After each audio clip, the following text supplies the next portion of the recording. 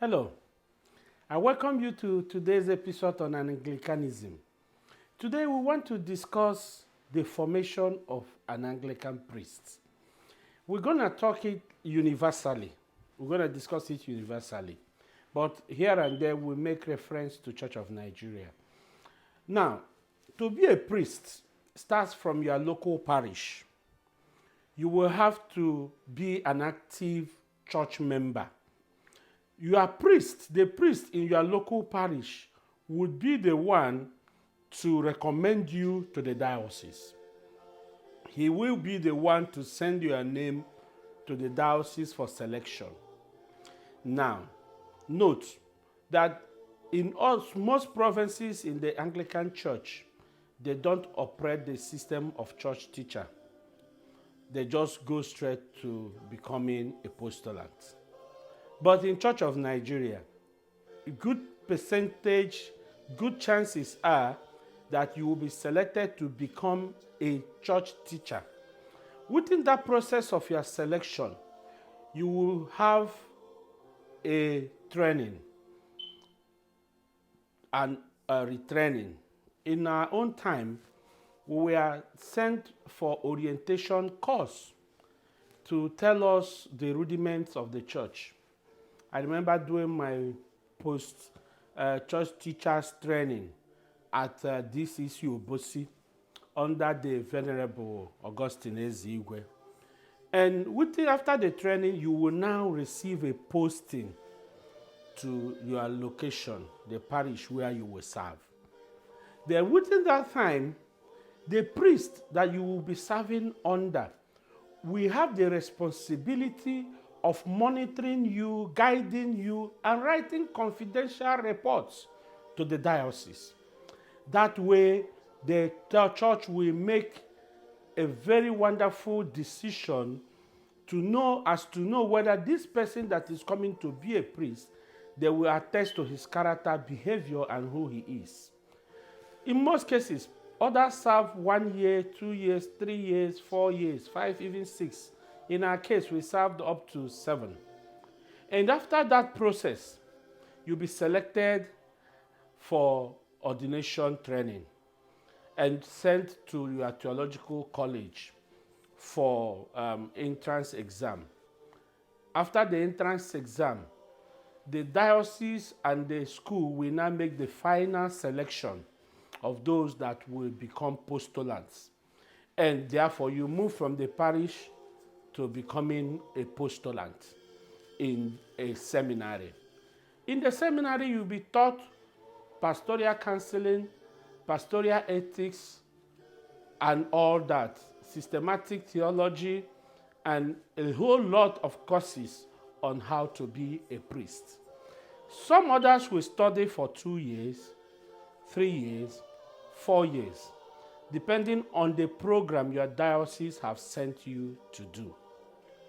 But in most cases, the bishop decides when to ordain you after your completion. So within the time that you are in the seminary, you will be sent for college missions in other dioceses. For those of us that studied 4 years in Umuahia, we will be sent to different dioceses to learn how they do theirs. But I'm also told that for Church of Nigeria now, they are sent to Abeokuta to further their studies on acculturation. During our time, we didn't have that. But anyway, let's proceed in our teaching.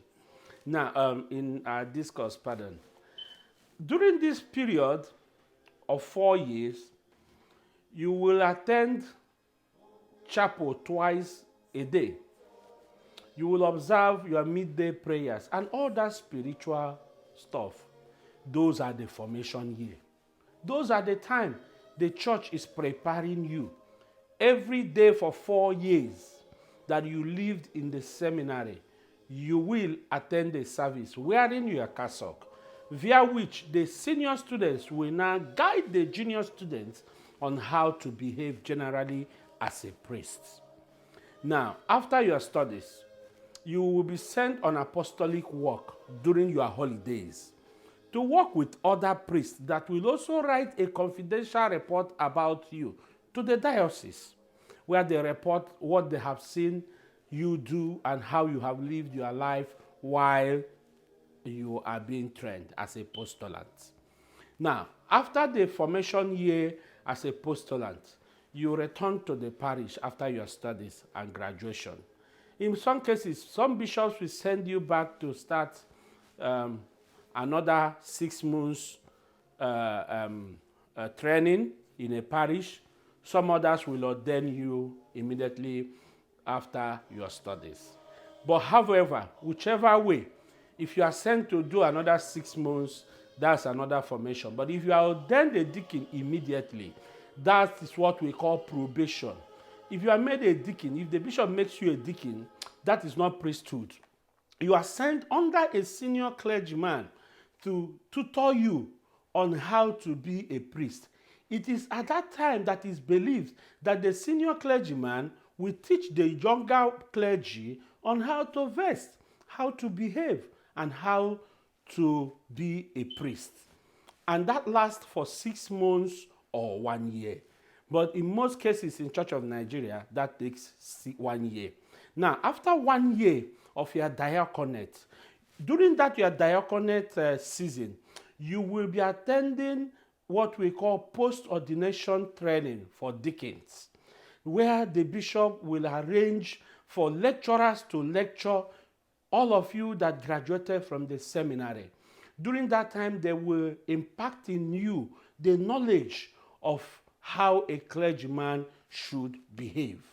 Now, after this formation year, I'm just telling you the formation process of an Anglican priest. After this formation year, you will be sent back to write, during your formation year in the diocese now, you'll be asked to write a thesis. During that thesis, the bishop will choose a topic via which you are going to write about priesthood. And after you have written and passed that thesis and is approved, you defend it before the examining chaplains. They will fix for your ordination. Now, after your ordination, you are also sent back to a senior priest. That is the 3rd or 4th formation stage.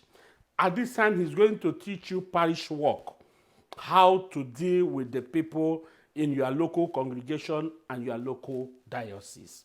Now, this is the Nigerian, what I just explained now is the Nigerian priestly formation.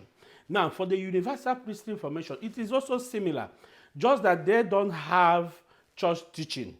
So from your parish, you are recommended to go into the seminary to study for 3, 4, or 2 years. Now, after that studies, you return. They ordain you and send you under another clergyman, just the way Nigeria does theirs too. So, becoming an Anglican clergy, give and take, should take you 7 years. 7 years. Yes, you heard me right. 7 years. Because, for Nigerians, because remember you have first 2 years as a church teacher or 3 years and another 4 years as a postulant and 1 year of your diaconate. So put all this together. That is the Anglican formation. An Anglican priest is a trained priest because Anglican church is the church of the book. And to be an Anglican priest, you must be versed in liturgy. You must be versed in theology. You must be so acquainted with the canons and laws of the church. Thank you for listening. See you next time. Bye.